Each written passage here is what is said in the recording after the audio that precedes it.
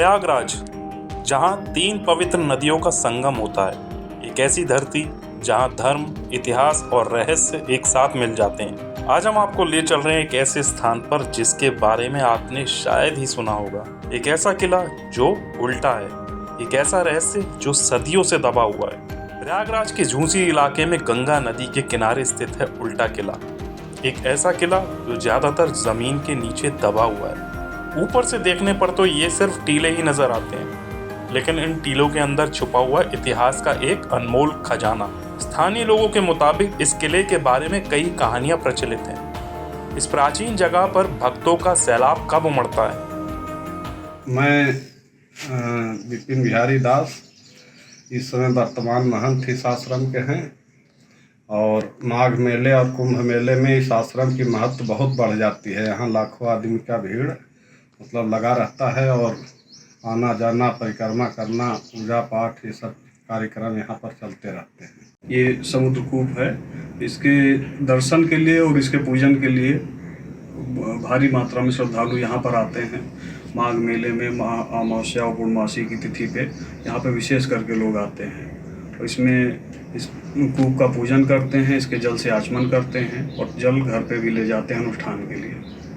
और बहुत सारे लोग हैं इसमें सिक्का वगैरह भी डालते हैं कि बीच में उनकी अगर सिक्का जा रहा है तो उससे ये मान्यता है कि मनौती उनकी पूरी होती है। किले का जो हिस्सा जमीन के ऊपर है वह भी कम रहस्यमय नहीं है। विशालकाय पत्थरों से बना यह हिस्सा एक मंदिर जैसा दिखता है, लेकिन इसकी वास्तविक संरचना के बारे में कोई निश्चित जानकारी नहीं है। पुरातत्व विभाग ने इस किले पर कई बार खुदाई की है, लेकिन अभी तक कोई ठोस नतीजा नहीं निकल पाया है। मिले अवशेषों से जरूर पता चलता है कि यह किला बहुत पुराना है। इस किले के साथ कई कहानियां जुड़ी हुई हैं। कहा जाता है कि यहाँ पर एक विशालकाय सांप रहता था जो किले की रक्षा करता था। कई सिद्धांतों के अनुसार यह किला एक राजा का महल या धार्मिक स्थल था। सच्चाई क्या है, ये अभी भी एक रहस्य बना हुआ है। इन सब के अलावा उल्टा किला में घूमने के लिए कई सारी जगहें हैं, जैसे समुद्र कूप। ये किले का सबसे प्रमुख आकर्षण का केंद्र है। इस कूप की बनावट बेहद अनोखी है और इसमें डाला गया सिक्का सीधे नीचे नहीं गिरता, बल्कि दीवारों से टकराते हुए नीचे जाता है। इस कूप के पानी के बारे में भी कई मान्यता है। समुद्र कूप की मान्यता होने के पीछे बड़ी वजह क्या है। समुद्र कूप प्रतिष्ठानपुर झूसी हवेलिया में स्थित है। ये एक प्राचीन कुआं है।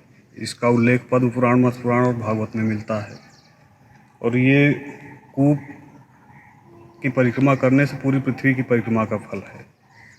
अब इसमें जो जल है इस समय काफ़ी कम है। गंगा जी का जल स्तर डाउन होगा तब इसका जल ऊपर आ जाएगा। पहले समुद्र कूप का नाम क्या था और इसके बदलने के पीछे क्या कहानी है। पुराना नाम इसका था जो है प्रतिष्ठानपुर, और प्रतिष्ठानपुर पुराणों में इसका लेख है प्रतिष्ठानपुर का जो है कि राजा पुरूरवा जो है यहाँ के राजा थे। राजा पुरूरवा जो हैं चंद्रमा के लड़के बुद्ध के लड़के पुरूरवा सतयुग में हुए थे। उन्होंने यहाँ पर 110 अश्वमेध यज्ञ किए थे और यज्ञ में पूर्णाहुति में जो सब देवता लोगों को निमंत्रण दिया जाता है, उसमें समुद्रों का भी आवाहन किए थे। तो समुद्रों को रहने के लिए समुद्र कूप का निर्माण करवाए, यहीं पर समुद्रों का आवाहन किए थे। पुराणों में इसका पद्म पुराण में महात्मा है कि पूर्व पार से तो गंगायाम त्रिशलोकेषु भारत है। गंगा के पूर्व किनारे पर तीनों लोकों में प्रसिद्ध समुद्र कूप है। ब्रह्मचारी जितत क्रोध है त्रिशिरात्रि यदि तिष्ठति। ब्रह्मचर्य पूर्वक क्रोध को शांत करके यदि वहाँ 3 रात निवास किया जाए तो सर्व पाप विशुद्धात्मा सो अश्वमेध फलम लभेत। तो सभी पापों से उसकी आत्मा मुक्त हो जाती है और अश्वमेध यज्ञ का फल होता है।